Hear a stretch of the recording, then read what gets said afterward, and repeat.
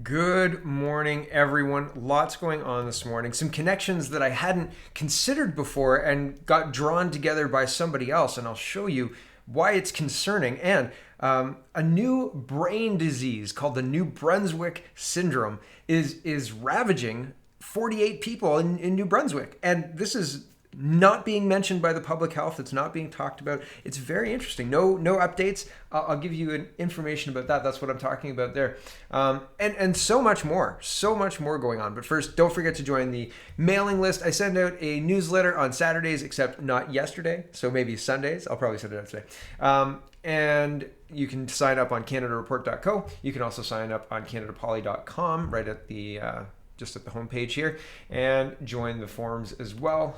Lots of discussion going on in the Canada Poly forums, so hope to see you there someday soon. Okay, the G7 is meeting in the UK. Justin Trudeau went, and he doesn't have to go for hotel quarantine. That was big news yesterday. He doesn't have to abide by that. Does Miss Freeland have to quarantine? This is the finance minister, right? This is the picture of the finance ministers for the G7, I guess. Is this G7? Yeah, G7 finance ministers take a break following a morning of productive discussions in London, right? G7 UK. This is June 5th, and June 5th yesterday, right? 2021. There's a couple of things going on here. It's Pride Month. June is Pride Month, I guess. And everybody's changed. I'm going to show you in just a minute. Everybody's changed their Twitter profiles to be rainbowy. And I think that that's an interesting virtue signal, considering, so there's a lot going on here, right? So there's the virtue signal from the HM Treasury and the picture of all of the G7 finance ministers, and Miss Freeland is the only one wearing a mask, right? She's got a mask on. There's first, I'll show you this virtue signally Twitter thing. So it says, in case you thought corporations had principles. So in case you thought this whole virtue signal was worldwide, it's not, right? It's not. Mercedes-Benz has the nice rainbowy Twitter profile pic, but not for the Mercedes-Benz Middle East Twitter account, right? And Cisco, same thing. The Cisco Middle East, that's the normal logo. No Pride Month in the Middle East. Lenovo, right? Lenovo Middle East, no Pride Month, but Lenovo's got the rainbow in their Western corporate logo. And Bethesda Middle East is just a square. Oh, okay. I guess that's the Bethesda logo. I thought it was isn't it? Aren't those the guys who did Warcraft, World of Warcraft? Anyway, it doesn't really matter. Virtue signaling. It's all virtue signaling. It's all for money, right? Like how Pride Month? Where did that come from? Where did that come from? It's a very interesting thing. It's a very interesting thing to be flying flags and celebrating something like Pride for a month. It seems like, and when I was a kid, I was not enthusiastic about Pride, but like Pride coincided in Toronto in 1999 with just after or just before the Pope's visit, 1999 or the early 2000s. Maybe it was 2003, around then. It gets muddy after 20 years, right? But regardless, there was Pride, and it was a different feel. Maybe I was just younger, I'm not sure. But now it seems like Pride is militantly on display and being shoved down your throat, regardless of whether you want to partake. I don't have a problem with celebrating a culture. I don't have a problem with inclusivity, as long as the inclusivity is we all belong here together, and not you're more important than everybody else because of the horrors that have been done to you or people who looked like you in the past. Because the reality is we all grew up in Canada, we all grew up in the modern world, let's say, and some places are better than others in the modern world, but is that a certain race's fault, right? Like it's all, I don't even want to speculate, but like it's all some race's fault because some people had a hard time with things, and it's not possible that some people of certain races could have a hard time with things. Like I think these things are folly just because the current zeitgeist says that, it doesn't make it true, right? And the virtue signaling here for Pride Month doesn't mean that the world has become a more inclusive place. All it means is they've been able to tap into something that pretty easy to make content for, right? All you have to do is I don't know, share whatever the Pride people are sharing, right? Pretty easy for a social media manager to run the month of June if you're in the West. right? I don't know. I think we could do better. And I think that the people, I think it's been just like every movement. It's been, at the beginning, it was something that maybe was some semblance of, we're going to celebrate our inclusivity, our inclusion, our togetherness, our everything that makes us the same by having this parade. And now it's been turned into like dyke marches and people walking around naked and exposing children to dildos and just really odd, weird things that is a far step away from the original intention. And I think a lot of things have this happen to it. It's not just the Pride Parade in Toronto, or the Pride movement or whatever, but it's jarring. And now let's talk about the mask. So apparently there was a photo taken where Miss Freeland didn't have her mask on. And then she was like, oh no, hold on, we can't have that as the official photo. Let me get my mask on. And there's photos taken of her getting her mask on. And okay, there we go. And we end up with the official G7 photo, right, of Miss Freeland with her mask on. And there you go, right? Lucky us. Yay, the only finance minister in the G7 who's a Rhodes Scholars reporter and also wearing a mask, right? Yeah, no, I love finance. I love finance. Have you read my book? Is it about stakeholder capitalism? It is. Okay. I don't need to read your book. They're laughing at us, says Martin. G7 gathering with no masks and no social distancing.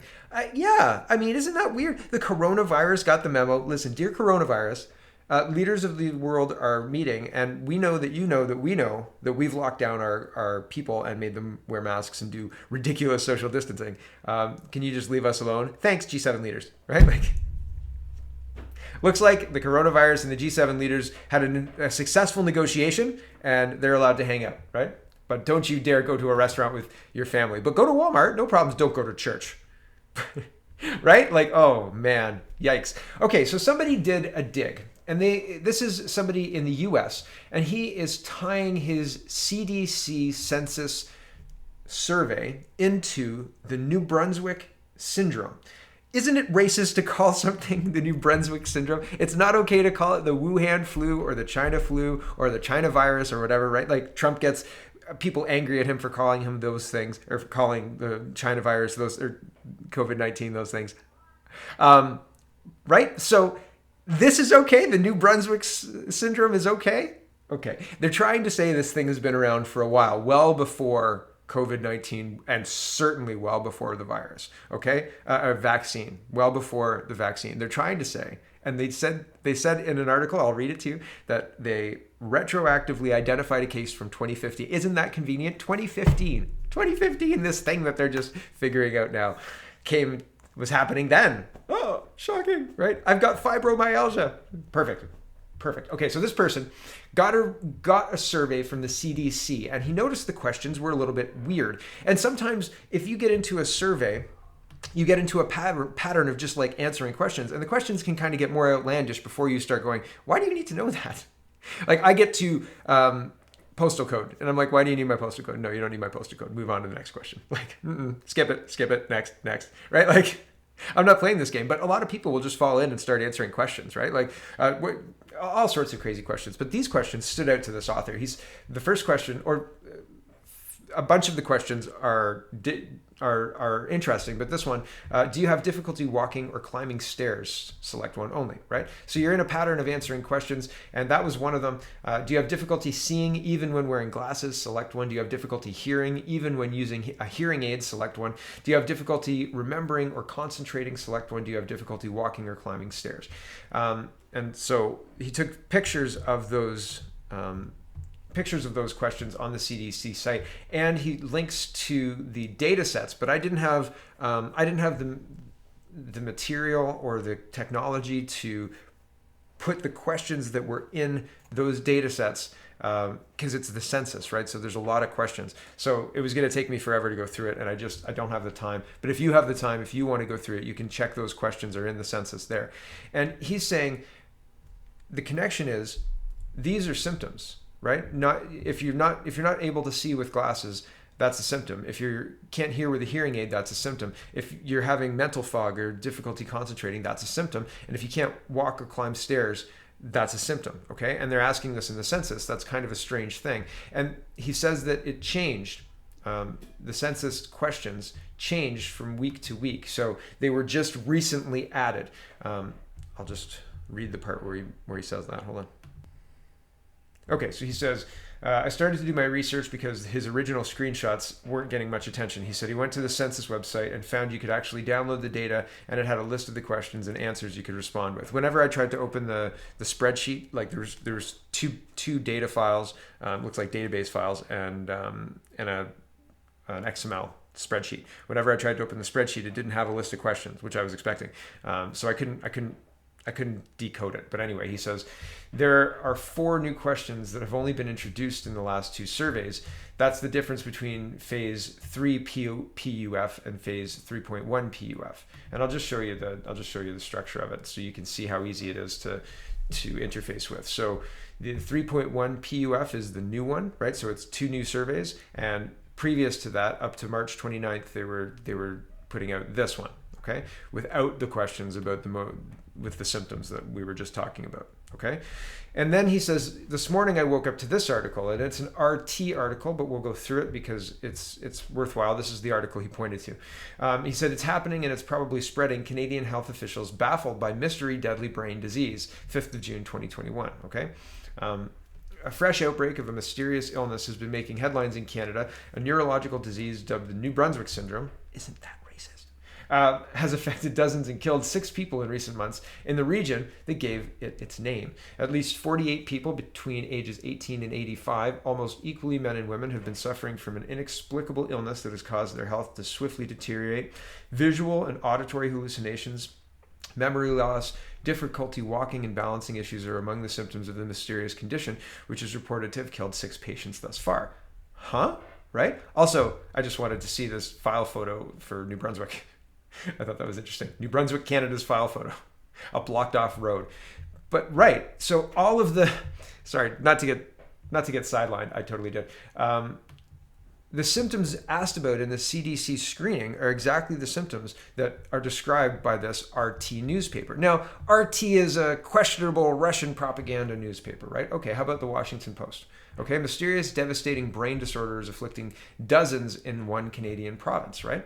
And this is from May 12th. We're going back in time to April as well. So somebody... L.A. Mario is stumped. For years, the neurologist in Moncton, New Brunswick, has seen patients with symptoms common to Creutzfeldt-Jakob disease, a fatal brain disorder that affects 1 in 1 million people each year. But diagnostic testing for the rare neurodegenerative syndrome keeps coming back negative. More patients with similar symptoms have turned up each year, and Mario hasn't found another cause. Federal public health officials last year identified the cases as a cluster meriting further investigation. I would love to see the report of that. I would love to see it.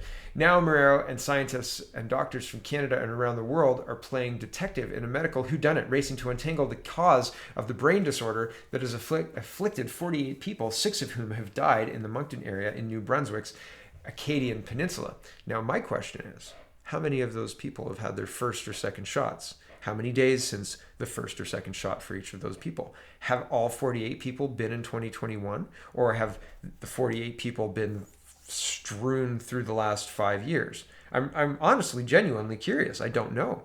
I really don't. Okay, so back to this. Those afflicted with a condition called the New Brunswick Cluster of Neurological Syndrome of Unknown Cause. The New Brunswick Syndrome for short. Totally not racist. No, the Canadian New Brunswick Syndrome.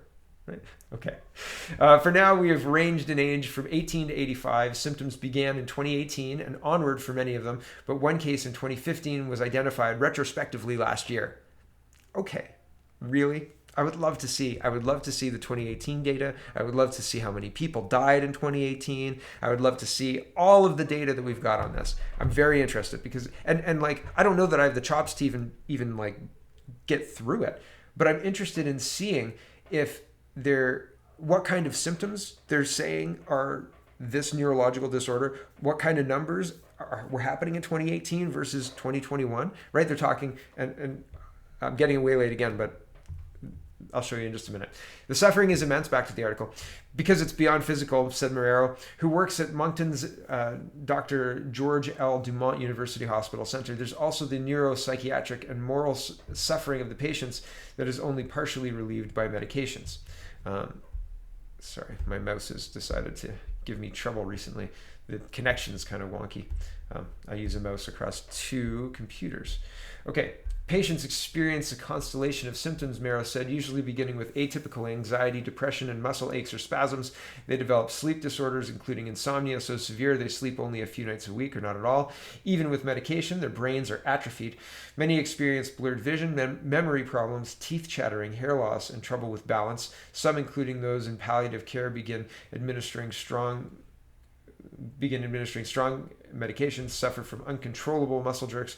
Others have rapid and unexplained weight loss and muscle atrophy. Some hallucinations, including what Marrero said are terrifying hallucinatory dreams that leave them afraid to go to sleep, and tactile hallucinations in which they feel as if insects are crawling on them. One symptom particularly devastating for loved ones is Capgras delusion, a belief that family members have been replaced by imposters. The rapidity in the constellation of features is something that I've not seen this before, said Michael Strong, the neurologist who heads the Canadian Institute of Health Research. Okay, CBC also reporting the same. Families, this is April 20th. This article is all about the silence of the public health and New Brunswick's unwillingness to make a public statement about all of this. And the last one is June 5th. And just now they've decided to investigate. Committee struck to investigate the nearly 50 cases of mysterious New Brunswick brain disease. Okay, since 2018 or since when? What are the symptoms? How many in 2018? Sorry, so many questions, but it just seems there's not so many answers. Okay, first, the April 20th, 2021 article. Families frustrated by wall of silence on New Brunswick's mystery brain disease. I thought it was the New Brunswick syndrome. I thought they knew since 2015, right? 2018, this thing's old hat. New disease? What? Krista Brown was looking forward to moving to her recently purchased New Brunswick retreat near the Acadian Peninsula. That is until 1 month ago, when news of a cluster of more than 40 cases of a mysterious neurological disease, so far found only in New Brunswick, in the Acadia Peninsula and Moncton areas, was made public via a leaked public health memo. Now Brown, so this is not public knowledge until last month. 2018? The well-known New Brunswick neurological syndrome? Not so much, right? Huh. Russian disinformation, right? Okay, now Brown, a former Miramichi resident who currently lives in Ontario, says she's having second thoughts. The government has provided no answers to her requests for more information, including about where specifically the cases are, she said. All of my money is tied up in a house that I'm afraid to move to, said Brown, and that's terrible. Brown is one of a number of people growing increasingly upset with the government's silence on the mystery disease cluster first reported 1 month ago when Radio Canada obtained a memo from Public Health to medical professionals. The March 5th memo noted that 43 cases of the disease had been identified so far and that 5 people had died. The case count has since risen to 44 and the death toll to 6. Now remember, this one's April. Since then, it's risen to 48. Okay, tests done, or I guess 48. Yeah, tests done on patients have so far ruled out Creutzfeldt, I think that's how you say that, Jacob disease and other prion diseases, and scientists are looking into the possibility that this is an entirely new disease, possibly caused by an environmental toxin. To date, Public Health has not provided any public updates and has not held any information sessions in the affected communities or elsewhere, and has not issued any news releases regarding the mystery disease cases. It has also not said where specifically any of the cases were identified. Almost 2 weeks ago, on April 7th, the department acknowledged residents' confusion and concern and pledged to provide regular updates in coming weeks via a website that was being developed. I think that it's interesting that the symptoms being reported are confusion, and they're using this quote, we're acknowledging residents' confusion and concern. It seems a little pokey. I don't know. There's something there. Anyway, however, the website has yet to appear. Several CBC news requests for information regarding when it might go live and what sort of information it will provide were not responded to. Nobody was very surprised. I scroll down again. It's been a month since the government has said anything new about this, and the wall of silence is unbearable, said Steve Ellis, whose father is one of 44 cases being investigated by the team leading New Brunswick's research. John Graves, whose mother is also one of the cases being investigated in the New Brunswick research team led by Moncton neurologist Dr. Marrero agrees. Graves says she is infuriated by the public health's lack of transparency on the issue and by the fact that it did not disclose the cluster until after the memo was leaked. They have nothing, she said. Graves said that the day the news was reported 1 month ago, on March 17th, Marrero said public health would be contacting her to collect information with her mother's permission. She said, of course, said Graves, nobody's contacted her yet. I don't know if that's still true, but I wouldn't be surprised if it was still true. Committee struck to investigate. Sorry, goodness me. Committee. Sorry, I clicked a button, I think, on my recording program here, so I hope I didn't mess anything up. The mouse was giving me issues. Anyway, sorry. Committee struck to investigate nearly 50 cases of a mysterious New Brunswick brain disease, says Global News, right? New Brunswick Public Health is working with both the province's health networks to investigate a neurological syndrome of an unknown cause that has affected dozens of New Brunswickers. So far, 48 people have shown symptoms of the mysterious brain disease, and 6 deaths are attributed to it. The discovery of a potentially new and unknown syndrome is scary, said Health Minister Dorothy Shepherd during a news conference Thursday. Right, which is why you'd think if it was discovered in 2018, they would have mentioned it. Right? You'd think. Right? I know New Brunswickers are concerned and confused about this potential neurological syndrome. I share in that concern. That's where the quote's from. The confused and concerned and confused. Shepherd said the province is creating a new joint oversight committee to review the 48 cases. Oh, you know what we need to do? We need to review these cases. We got to look into it. We got to investigate. 2 years, right? 3 years, 2018? No, it's not really believable, is it? The new committee will be co-chaired by Dr. Hendricks, the Vice President of Horizon Health Network's Medical, Academic, and Research Affairs, and Dr. Natalie Banville, the Vice President of the Medical Affairs for the Vitae Health Network. It will also include 6 neurologists and 1 member from public health. So they're going to come back with, our recommendation is to lock everything down for, 2 weeks. I'm just using my crystal ball, right? That's what I see. Isn't that the solution to everything? You got an ingrown toenail, lock yourself down for 2 weeks and see how it goes. And then if it doesn't improve, maybe call your doctor and show them your toe on camera, right? Like just no. Alberta will lift all restrictions, says Jason Kenney, after 70% of eligible Albertans get at least 1 dose. So, the timeline's intermittent. Whenever that happens, that's when we'll do it, says Jason Kenney. As long as we hit those targets, which we anticipate doing by the beginning of July, CFL games will be full capacity. Now, the beginning of July because they don't have enough doses, or the beginning of July because why? Because this is 24 days away. 24 days away to get 70%. How many people? What's the percentage of people who've been vaxxed up till now? And I wonder what the informed consent looks like. What's the informed consent? Is everybody saying that the studies that have been done up to now are good enough? Because it seems like every day, we had AstraZeneca suspended because of blood clots and then restarted and then suspended again and then restarted again. And where is it now? Suspended? I'm not sure. Pfizer, here's another one. Health Canada now investigating heart problems in teen linked to vaccine. Reports of heart inflammation among small number of children that got the Pfizer vaccine. This is from the National. Now, they do some apologizing here. They do some work to make you feel pretty good about this. But I don't know that there's any kind of statement that can be said by these professionals that it will be really believable at this point in time. Here's the National. Right, here we go. There are no clear cases in Canada, but some parents are asking pediatricians, should they be concerned about reports of teens with heart inflammation days after being vaccinated? I think for now, it doesn't really change much. For serious health officials agree. They are relatively mild illnesses. Some have been hospitalized, but with a short stay. A new American study outlines 7 cases of myo or pericarditis in boys aged 14 to 19. Each went to hospital with chest pains after their second shot of Pfizer vaccine, where scans detected heart muscle inflammation. The study is preliminary, but notes none of the boys was critically ill and they all went home. And there's no definite causal relationship between these cases and the vaccine. We currently do not see any higher rates than would be expected in the general population, but it is something that we need to continuously monitor. An unpublished Israeli study does suggest there is a probable link between the second Pfizer dose and myocarditis in young men, but Israeli health officials still gave the go-ahead this week to start vaccinating 12 to 15-year-olds, stating the efficacy of the vaccine outweighs the risk. Israel's definitely. So I think that it's interesting, the positioning of all of this whole article, this whole news article. They start out with a very clipped statement, like, should people be concerned about this? Oh, I don't think it really changes anything, says this guy, in what is clearly, like this guy here, what is clearly like 10 seconds of a clip thing, right? Like you could get, I don't think it really changes anything. He could be talking about anything. And the context is just completely lost. Like his single sentence clip, right, lends the McMaster University's seal of approval to this, right?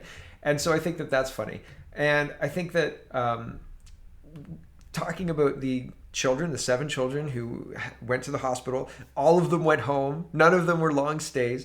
Dr. Tam saying this is not an unexpected and it's not out of line with expected numbers in the general population. What are expected numbers? Because I've seen the VAERS numbers and they're way out of line with since 1993, way out of line. So what's in line? Like when somebody gives a comparison like that, you don't really have a baseline like to compare to, right? If there was a baseline of the 10 we imagine, these 12 are not, or these 7 are not out of line with what we would imagine, right? Okay, then we've got something to go by here. But how many children first get the flu shot, second have hospital admits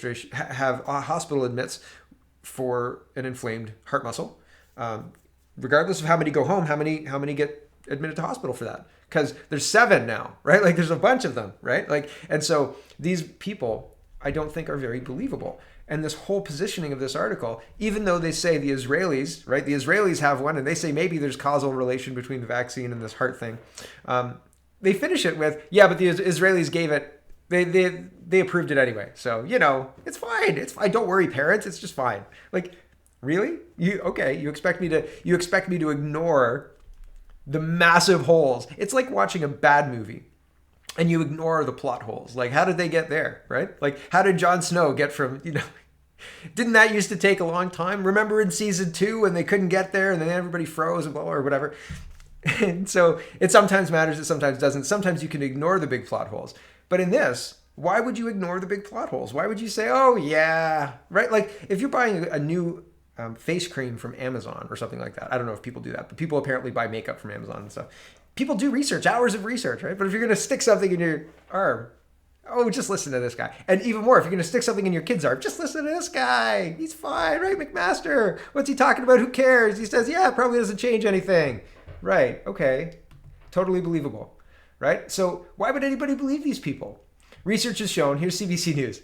And I was saying, like, it seems like AstraZeneca, the rules change daily. Pfizer, the rules change daily. They find new things every day. And they're selling us. They sold us on these vaccines. Canada has enough vaccine dose to dose everybody 5 times. Like everybody could be fully vaccinated 5 times over. We have so much vaccination deals written, right? Like Trudeau's inked so many deals. That's how many. We've got 500 million doses or something crazy like that.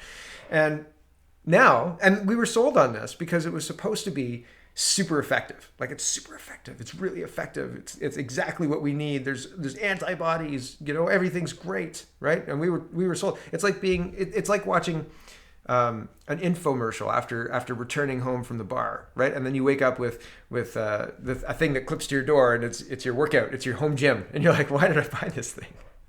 I never buy that. I never did that. That was a secondhand story from a roommate of mine. But still, right? Still, it's like you got taken in by the snake oil and you get this thing and you're like, well, it doesn't work. Or I guess it kind of works, but certainly it doesn't work the way the infomercial said, right? Research has shown, says CBC News, 1 dose of vaccine is only about 33% effective against the Delta variant. But everything that I've seen, like in the UK, the Delta variant, the Indian variant, has been going for a while. And they were saying, oh yeah, it's fine, right? So again, color me skeptical. I don't know. Here is Trish Wood. And I got the same email from Dr. Bridle, and she says, attacks on vax dissenters are swift and sharp. This is part of an auto response email I received from Brian Bridle this morning. Guess who was tweeting the anonymous website he mentions? Dr. Fissman or Dr. Warner, I think, were the people who were tweeting the website. But this is what happens when you speak out against the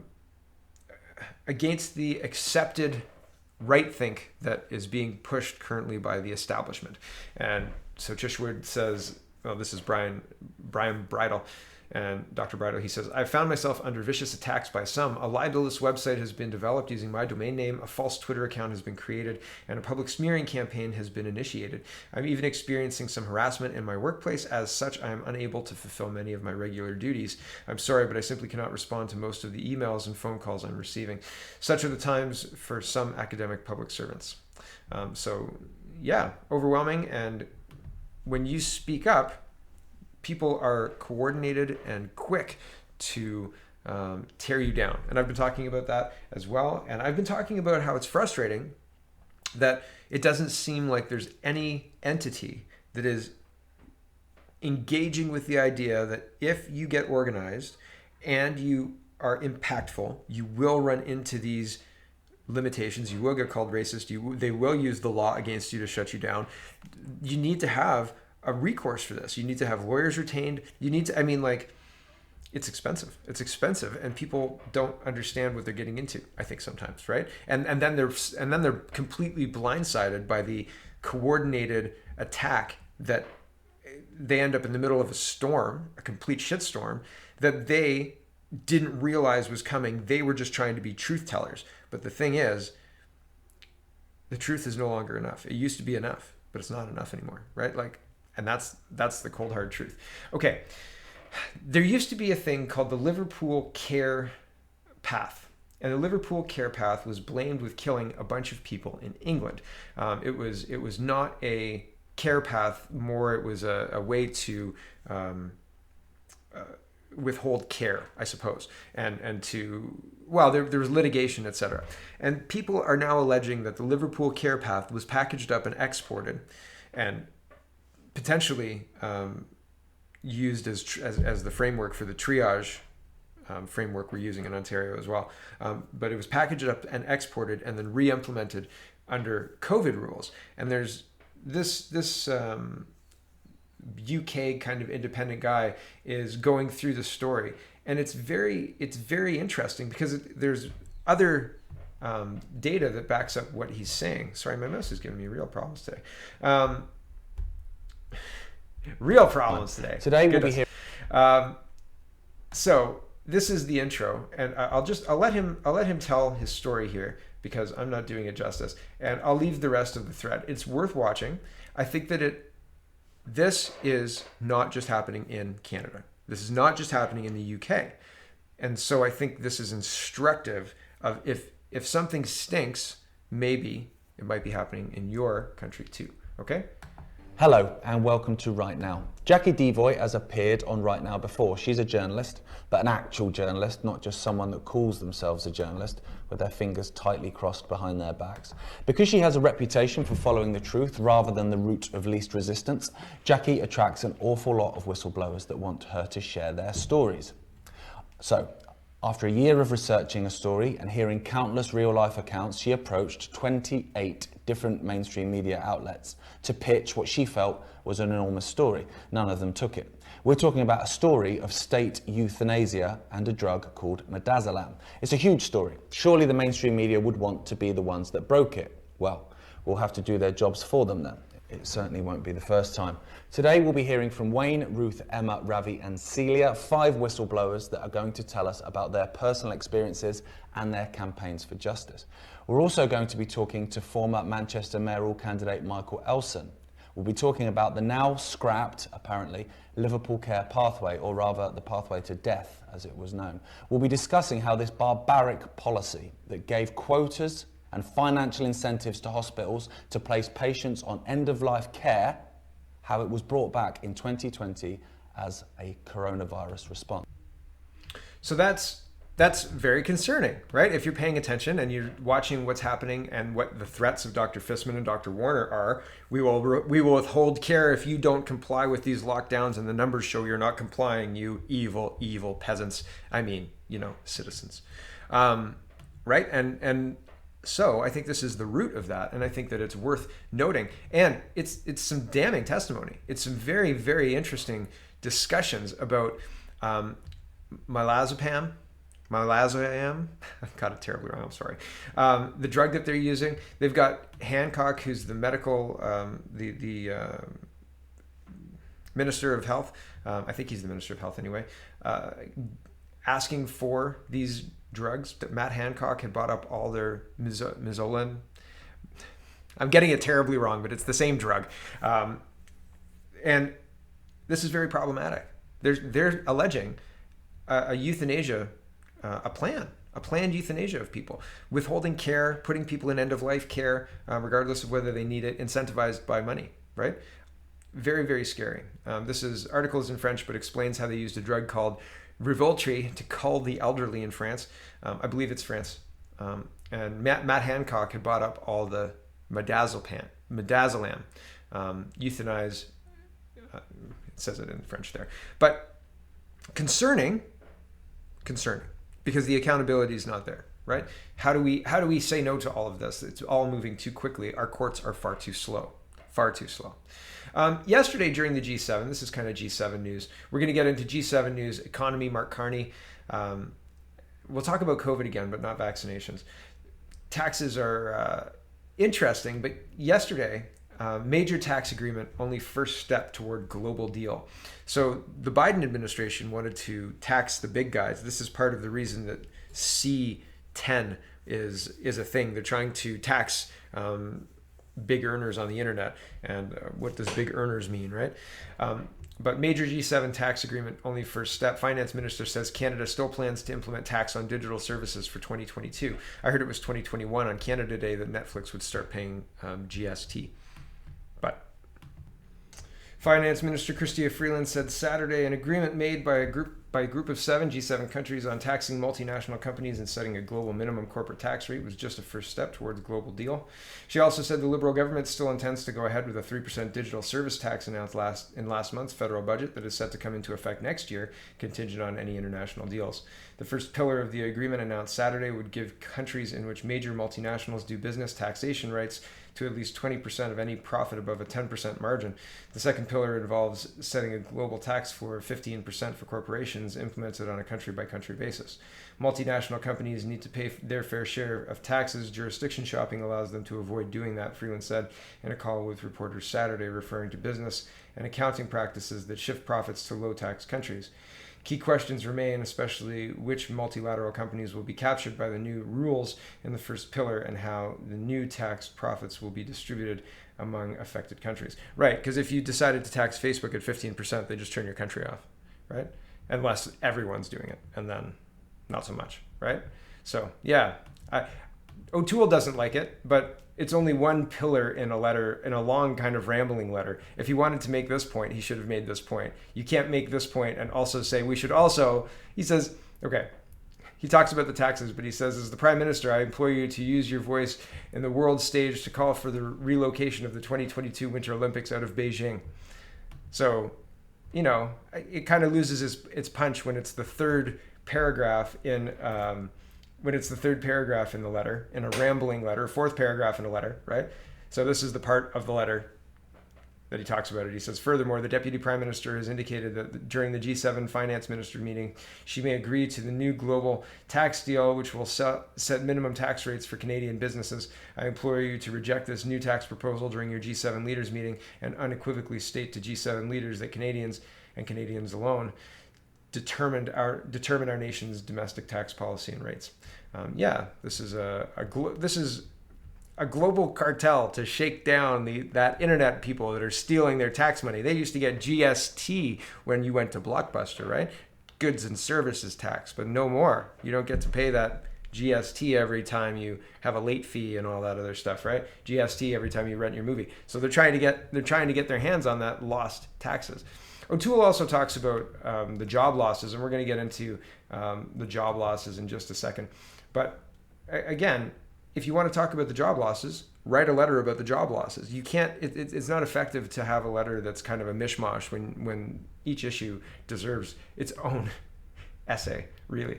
Okay, here's City News, global or virtue signaling away, right? Rainbow news everywhere. Canada to tech giants is planned despite framework G7 tax deal. Freeland says. So they're going ahead with it. Yeah, January 1st, 2022 will still unilaterally impose its own digital service tax, January 1st, 2022. Similar measures are already in place in Britain, France, and Italy. So they're taxing the internet. And Harper would never be able to get away with that. I don't know, man. I don't know. Why is the merry band of Trudeau's ministers able to? El Salvador president wants Bitcoin as legal tender. Are you in? Are you in? I think 70,000 is I don't think that's the high watermark. I think we're going higher than that. El Salvador wants to make it legal tender. Who knows? Bitcoin is not easy to use, let's say. It's not consumer friendly in the same way PayPal's consumer friendly. We have the technology to make it consumer friendly, but there's incentives on both sides that don't want that to happen. It's unregulated, as far as I understand how Bitcoin works, and so that means that it can go up and at an unencumbered rate, which is why we saw it go up to $70,000 a coin, and now we saw it fall about 50% to 35. Now it's around 38, 39, 40. But I think that if people start adopting it and the underpinnings of it get built for it to be as easy as PayPal or anything like that, then I don't see people having a problem with adopting something like Bitcoin that's less controlled by central banks and more, on the technology that Bitcoin is, or even other currencies, other cryptocurrencies. Elon Musk wants to make Dogecoin a thing, and man, I think it's hilarious. It's great, and it's funny, and I mean, don't gamble with money you can't lose, right? But at this point, so like don't go broke on crypto. That's not a good strategy. But get in and play with it a little bit. It's worth that just for fun, just to see how it is. Reminds me of Wedding Crashers, right? Just a tip. But El Salvador is making it into legal tender. So somebody is going to build the infrastructure that makes it easy to use in the same way PayPal is easy to use or a credit card's easy to use. And so we're on that path, I think. If not Bitcoin, some other crypto. And so it's interesting. Interesting to note what's going on. Canada loses 68,000 jobs, more than triple the forecast. More than triple, right? Canada lost more jobs than expected in May as lockdowns imposed to curb a harsh third wave of COVID-19 continued to weigh on the economy. Yeah, if the economy is not allowed to open, I mean, how do you rebound in jobs? Like, it's difficult. 68,000 jobs. Whew, that's a big number. Here's Pierre Poilievre talking about a reopening plan. I think that it's funny that they've been asking for a reopening plan forever. I think the plan is just reopen. Like, just reopen. Just do it. I'm going to give Poilievre a chance to say what he's going to say. Here we go. One of the things that we do know is that a lot of the lockdowns and restrictions that have pushed a lot of people out of their jobs have been from the provincial level. But is there room, you think, for a national reopening strategy, set a sort of a template for provinces? And why have we not seen something like that from the Conservatives, if so? Thank you for your question. You have. In fact, Conservatives proposed a national reopening strategy about 2.5 months ago. I think we even had a motion on it in the House of Commons, if memory serves. But our health critic and our leader proposed a reopening plan that included rapid distribution of vaccines, some clear, simple protocols to allow people to safely do their jobs and get back to work. So we are in favor of a reopening plan. We just haven't been getting one from the federal government. That's one of the reasons why in Trudeau's economy, we've lost 68,000 jobs last month. There's a follow-up as well. But yeah, there's consequences to bad governance. There's consequences to terrible focusing on the wrong thing, getting the curtains when it's a flood, right? Getting the curtains on the second floor when it's a flood. Mike Schreiner, my MPP, says, where's the plan for schools for September 21? Nobody cares about the closed businesses that have been closed since Christmas? What? Right? Last week, Mike Schreiner called on Doug Ford, he says, to immediately share with parents and educators what his plan to make schools safe for in-class learning in the fall. Still nothing. Kids are paying the price for Ford's inaction. This is last week's argument, right? Isn't it? I think that at this point in time, we're focusing on fully reopening the economy entirely. I said with Fauci's emails and the information being about masking and the gain of function research, we need to be focused on the whole picture. Our economy is destroyed, businesses still closed, and you're looking at school in September? Open our economy now. It's frustrating. It's frustrating because they're focusing on the wrong things. And is it incompetence? Is it easily misled people, or is it something more sinister? I don't know, right? Because you could make an argument that that's important, but at this point, I think opening the economy, if we had indoor play areas, gyms or whatever, I'd be calling families and saying, let's all get together and have a party at Funmazing. Let's have a party at wherever, right? Have a party at a local pool or something like that. Get together with the kids anyway, because this government is foolish, is idiotically foolish, stupid. And they're not getting anything right. So let's get the only thing we can get right, which is open the economy, and let us sort it out for ourselves, because our kids' mental health is our business, right? Holy smoke. Gets me angry. Notley. Oh my goodness, this too. This just kills me. 60,000 jobs, she says. 60,000 jobs. Are you seduced yet? Canada lost out on 68,000 jobs, right? In May. We didn't get them. Now Notley's like, you know what? That's a pretty good number. I like that. 60,000. Albertans can do this, she says. The people in this province are leaders. Let's do this together. Let's diversify our economy and turn Alberta into the greatest renewable energy developer in all of North America. This is sunshine and rainbows out of a unicorn's ass bullshit. It's garbage. It's an absolute ridiculous fantasy. She is making it up. It doesn't exist. It's not possible. The same promises were made in 2009 in Ontario. Want to see? Here it is. Ontario promises 50,000 new jobs. Here, inflation 2021, right? Let's put a 6. 60,000 jobs. 50,000 jobs, 2009. Oh my goodness, with the Go Green policy. You know what happened to the Go Green policy? Nothing happened with the Go Green policy. Here, I'll show you. In February 2009, hold on, I'm just getting something set up. In February 2009, Ontario, Canada passed its Green Energy Act. The act enabled increasing integration of wind and solar energy into Ontario's electricity grid, shutting down coal plants and creating 50,000 green jobs in the first 3 years, allowing First Nation communities to manage their own electrical supply and distribution, decolonization of energy, empowering Canada's Indigenous communities, and reducing costs for poorer citizens through clean and sustainable energy provided by renewable energy. The part of the act received an endorsement from Ontario's Low Income Energy Network, a group that campaigns for universal access to affordable energy. On January 1st, 2019, Ontario repealed the act 1 month before its 10th anniversary. 50,000 guaranteed jobs never materialized. The decolonization of energy did not work out. 1/3 of Indigenous Ontarians now live in energy poverty, their electricity bills more than doubling during the life of the act, making their electricity costs among the highest in North America. Its promises turned out to be false, and the actual results made people's lives worse. Don't be swayed by liars. Don't be swayed by liars like Rachel Notley. Ask her what her plan is specifically. Ask her to do it on a small scale in just a little part of Alberta. Run your plan in this city. Let's see how that goes. You make your 60,000 jobs right here, Rachel. We'll give you 4 years. Right now. Start today. We have no time to lose. You've got to prove your concept. Unbelievable. Liar. Liar. Here's the proof. Liar. Okay, Mark Carney. Mark Carney's a piece of work too. He says, brilliant. Okay, Terrence Cochran says, brilliant definitive work from Peter Foster, not Forster. Mark Carney, man of destiny, rises on the wings of Marxism to revolutionize society. It won't be pleasant. They want to make things worse. They're not trying to make things better. Mark Carney, what Carney ultimately wants is a technocratic dictatorship justified by climate alarmism. This is yesterday published by the National Post. In his book, this is an opinion piece, by the way.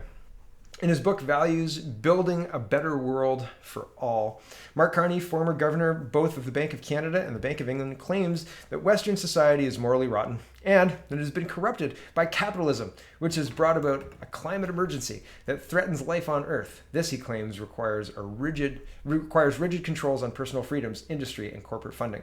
Carney's views are important because he is a UN Special Envoy on climate action and finance. He's also an advisor both to British Prime Minister Boris Johnson on the next big climate conference in Glasgow and to Canadian Prime Minister Justin Trudeau.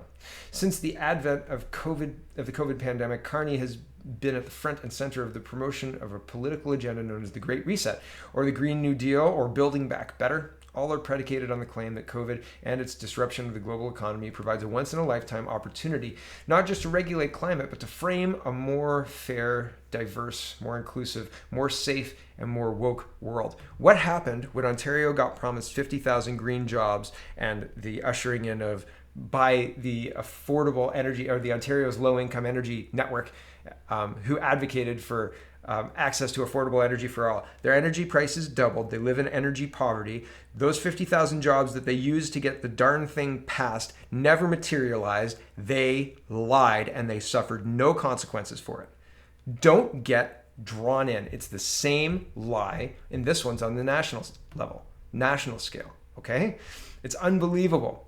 More inclusive, more woke, more poor, less meat, less travel, less freedom, more censorship, more silencing of dissenters. It's Nazism they're promoting here, right? That's what Carney wants. Not promoting. That's what they're outlining here. That's what they want. Unbelievable. This is Canada. Anyway, Carney draws inspiration from, among others, Marx, Engels, and Lenin, but the agenda he promotes differs from Marxism in two key respects. First, the private sector is not to be expropriated, but made a partner in reshaping the economy and society. This is a smart move, actually, giving the kind of leadership keys to these corporations, Amazon, Walmart. These corporations touch, 60, 70% of people. Add shopping, and it's like 98% of people, right? Like 60, 70% of people are touched, have somebody who work at an Amazon or a Walmart, or are somehow affiliated with it, right? And then if you add people who use it as their means of getting groceries or something to that effect, yeah, man, you could have de facto laws any which way. All you have to do is create a policy in Walmart. Done. Way easier than going through Congress, right? Quick, easy. Corporate governance. Whew. Scary, right? Scary. You have to buy here, and then Walmart and McDonald's as well. Years ago, I think McDonald's was doing this in poorer neighborhoods. Walmart was certainly doing it. Instead of paying cash, they were paying Walmart gift cards. Like, here's your pay. It's $1,000 on this Walmart gift card. You can get anything you want, right? It's Walmart, man. Just buy from Walmart. Here you go. That's your pay, right? Corporate governance. Whew. Who needs currency? We got crypto, man. This is McDonald's crypto, baby, right? The Mick coin. Oh goodness, it's gonna happen. It's gonna happen. Carney draws inspiration. Okay, no, I've already said that. Hold on, I'll find out where I was. Right. So making the corporate sponsors or the corporate people partners is obviously a good move. Oh my goodness, I'm gonna go really long today.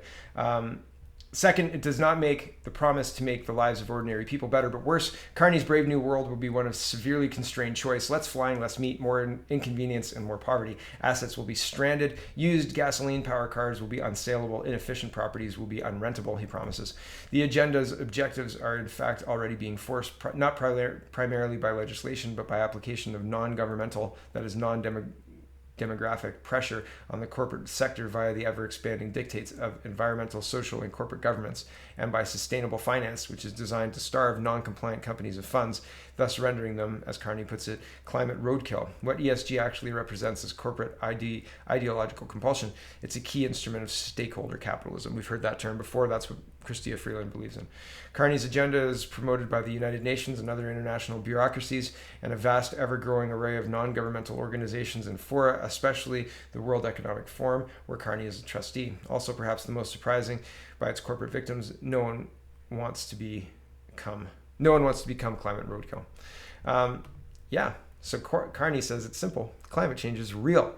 People are pushing governments and businesses for solutions. That's how democracy works. That's how the market works. I believe in both. Carney is the UN Special Envoy, right, for climate change, right? He's the person who is employed by the UN. He's the UN Special Envoy on climate action and finance. So for him to make a statement like this, he is directly lobbying the public under the guise of, I believe this. Sure, you believe this, but you'll also financially benefit from other people believing it. And is that really how we want to be governed? I don't think so. If you believe climate change is a hoax, you'll see conspiracy theories everywhere. You may also write things that are completely bananas. If you are paid by the UN to advocate for climate finance and climate action, right? If your title is literally UN Special Envoy on Climate Action and Finance, you might be calling people conspiracy theorists who disagree with you because your financial interests are not served by those people's thoughts and ideas getting out. This is a conflict of interest that is not appropriate in the governance of our country. We should be able to look at all sides, not at people who are paid by the UN to push one side only. These people are directly influencing our leadership. It's not appropriate. Do other people see this? I hope other people see this. Goodness me. Pride flag vandalized at Catholic school, Guelph police investigating. You know what's interesting? They're investigating the removal of the the pride flag at the Catholic school, but they're not investigating the forcing of the Catholic school board to conform to these rules that go against the Catholic Church's guiding book, the Bible. And if the people who are in charge of the Catholic Church or in charge of the Catholic board in Guelph had read the Bible, perhaps this wouldn't be a problem because they wouldn't be flying the pride flag. Listen, if you want to be LGBT or whatever, that's fine. And if you want to be LGBT and go to a Catholic school, also fine. But don't try and make the Catholic school conform to you. If you want to be celebrated, I guess, for lack of a better term, and the way you want to be celebrated is by having a flag raised, go to the public school. It's not like it doesn't exist. Why do you need to make the Catholic school board, which uses the Bible as one of its governing documents, conform to your needs? Would it be as acceptable to do that to another religion? Go into another religion, take one of their tenets, one of the things that is directly addressed, and say, we got to throw that out to be inclusive. We got to throw that woman thing. Not so much here. We don't do that. We don't do that. But we do this. That's so forcing the Catholic school board to fly a pride flag, not a hate crime. Removing said pride flag because you disagree with it flying over a Catholic school, hate crime. Right? Who knows? Even talking about it in this way, I disagree that the pride symbol should be forced on a Catholic school, hate crime. I bet you they're trying to figure it out. Free speech and all that, but C10, hate crime. Hate crime, engaging in hate crime. No, I just disagree. And I don't think they've got a good argument. I think that there are places in Canada you are free. This is a free country. It used to be a free country. And you can find places that adhere to what you need, your needs, right? And that's the whole point. You can find somebody who can do that, right? We live in a country where people get to make the rules, right? If you're Twitter, you can kick Donald Trump off, but if you're the Catholic Church, you gotta kowtow to the woke masses. Oh yes, it has been thousands of years, and this book has guided lots and lots of people to freedom, and is a founding pillar of the country. But you're right. We should shelve those beliefs to listen to this thing that's happened over the last 2 or 3 years, because you're obviously way more passionate than we are. Like what kind of crazy? Why are people just letting it happen? Right? Like, oh, okay, sure. Totally disagree. AHS seized our building, says Pastor Stevens. I think it's Pastor Stevens. Husband, father. Pastor. Yes, good. Pastor of Fairview Baptist Church in Calgary, Alberta. So Pastor Stevens has had his church impounded, right? Seize the building. Fines, injunctions, imprisonment, and seizure of property will only demonstrate the folly of their actions and bring glory to Christ. Incredible that this happened the same week our most senior officials were photoed flouting the health orders. Yeah, right? Some rules for us, some rules for you, right? You've got, if you're Twitter, you can do anything you want. But if somebody demands you do something that's against your religion, your business has no agency. You have to do it. You have to do it because the customer's always right. But on Twitter, it's their business, but they can do whatever they want, man. Sorry, POTUS. Hypocritical. I think it's funny, moving into schools. It's not worth it anymore, says the Toronto Star. Attendance is sliding in Ontario's virtual schools as parents and kids are burned out. No, parents and kids, the music teacher, one of the music teachers, hadn't posted anything. My wife downloads some of the work, and my kids do it in the morning while I'm doing this sometimes. So she downloads the work, and she said in the last week and a half, I guess report cards are due. So a couple of the other teachers who hadn't been uploading anything had started uploading things every day. And it's funny, except it's not funny, right? It's tax dollars and all of that other stuff. People were and are letting their kids go to this virtual school for certain meets. The core classroom stuff, most of the people went to that. But like music or drama or gym, these other extra courses, extra subjects that are kind of outside of the core of educational, reading, writing, arithmetic, right? People weren't making their kids go to that because they were getting that in their communities. They're going to the parks, they're learning guitar with their dad, they're learning Photoshop or OpenShot or, doing videos or whatever. They're learning arts in a different way because it's hard to teach arts through this medium unless you're working on this medium, right? Goodness, I'm so long today. So people just weren't going. And so there's not enough information to give these kids marks. So these teachers were getting paid full money, being paid off to just, allow the status quo to continue. You get paid full money. You don't have to do anything. Don't say anything, right? You get paid full money, and all you are trading for that salary is your freedom, right? Stay in your house, stay safe, right? But parents weren't sending their kids. This has not been a replacement for school. It has been an awful, awful experiment done to our children, and it has been evil. And these people should be held accountable. Honestly, they should be held accountable. This is just ridiculous what they've done. PGA Tour. This guy, John Ram, was going to win, and basically he tested positive as their protocol, and now it's golf. They're saying he can't finish. Couldn't he do it? Couldn't he hit the holes himself? Couldn't he go through the holes himself? No caddy, right? He can carry his own clubs, or even better, he could have his own little drivey thing, right? His own little cart, right? Drive around the course. Nope. On the evening of May 31st, the PGA Tour notified John Ram that he was subject to contact tracing protocols. He had come in close contact with a person who was COVID positive. This is contact tracing destroying people's lives, okay? Per the tour's COVID health and safety plan, Ram was given the option to remain in the competition and enter our tracing protocol, which includes daily testing and restricted access to indoor facilities. Ram has remained asymptomatic. Ram is tested negative every day, but this most recent test, which was performed at the conclusion of his second round, rain delayed, and before the start of his third round, returned positive at approximately 4:20 p.m. When Ram was on the golf course, the PGA's tour medical advisor requested a confirmatory test on the original sample, which came back at 6:05 and was also positive. You'd think they'd get a new sample, like retest that one. I don't get a new sample. The PGA Tour's medical advisor notified Ram immediately upon completion of his round, and under tour protocols, he will be withdrawn from the competition. Ram is now in isolation, and in accordance with the CDC guidelines, he will need to remain in isolation through Tuesday, June 15th. While this is an incredibly unfortunate situation, throughout 50 events, they say we've done so well. Since the PGA Tour's return to golf, there have only been 4 positive tests, including Ram within competition. Ram is the first positive. So yeah, not cool, guys. Not cool. Here's Port Colborne, Ontario. I've been to Port Colborne. The Big Apple is masked. This is not appropriate. This is almost worshiping the mask now. Don't do that. Don't do that. Don't be a maskhole. Reminder for Ontario, 21 hours ago, we've got 981 cases today, and don't forget that Dr. Williams said last month that the lockdowns can end once we get below 1,000. I think he said that before. This one apparently was February 2021. Hasn't he said that recently too? Now we're chasing 600. Apparently they filled skate parks with sand. What jerks. What absolute jerks. That's not saving people. That's not helping people. You're hurting people doing that. That's not helpful. Here is, sorry, mouse problems again. Scrolling up. There you go.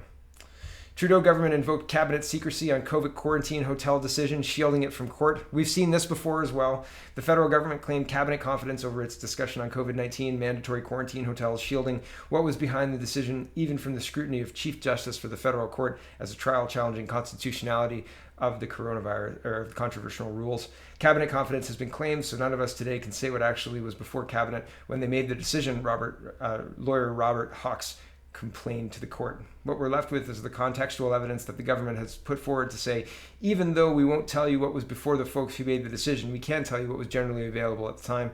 The federal court is hearing 4 similar but separate challenges of Canada's quarantine hotel rules, and about 10,000 pages, of documents have been filed, including testimony of some of Canada's top COVID-19 response officials. Unlike lawsuits against most government decisions, however, none of the information disclosed the actual direct information and basis for the decision the court heard. Cabinet confidence exists so that ministers can have rigorous debate without being worried about public perception. That confidence is protected for 20 years unless the Prime Minister agrees to lift it. Hawks represents Rebel News Network and employee Kian Bext in their challenge of the quarantine hotels. 2 other challenges are filed by groups of people represented by the Justice Center for Constitutional Freedoms, and the 4th challenge is on behalf of the Dominic Colvin, the CEO of a cannabis company, represented by Jeffrey Rath. At issue is the federal government's COVID-19 control measures that require air travelers arriving in Canada to pre-book at their own expense a 3-day non-refundable stay in a government-authorized hotel and remain in quarantine there until a second COVID test confirms they're not carrying the novel coronavirus. You'd think they'd have COVID-19 there, right? Weird. This is Adam Brooks. He's a pub owner in England. He says they base their their dates on the risk projections of these models where under all of the scenarios, there's no justification for the June 21st to be watered down or moved. None. They're trying to change the reopening date in the UK, and they're going to. I guarantee they're going to. It's the same thing here. It's the same thing there. They're going to extend it. It's not going to be open like it was. June and summer of 2020 will be more open than summer of 2021. That's the sad truth. I hope I'm wrong, but so far it's not shaping up like that. Here's Montreal yesterday. People protesting last week. Last week I said I wasn't sure if people were protesting. This week I made sure that I got videos of it. So this is yesterday. Montreal is fed up. Remnant of the yellow vests, unfortunately. I hope I'm wrong. And here's Toronto. So this was an image. There was videos as well. I thought I had a video, but sorry, this is just an image. A lot of people fed up. I'm not sure if it's going to lead to a better outcome, or if it's going to just lead to the government saying, see, we told you that people would get violent, and that's why we needed to do this. And I hope that it's not the second one. I hope that the government listens to what the people are saying, because what the people are saying is you don't represent us. And that's pretty clear. Thanks for watching, everybody. Check out CanadaPoly.com. Check out CanadaReport.co. Check out SpeakingMoistly.co. And have a wonderful, wonderful day.